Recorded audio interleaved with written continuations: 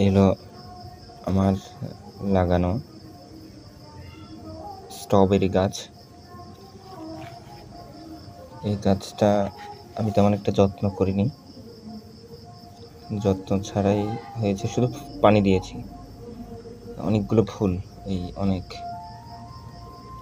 এবং এই গাছ, একটি গাছ লাগালে অনেকগুলো চারা বের হয়। এটা একটা চারা, এটা অন্য আরেকটু দূরে গিয়ে আরেকটু সুন্দর চারা হবে।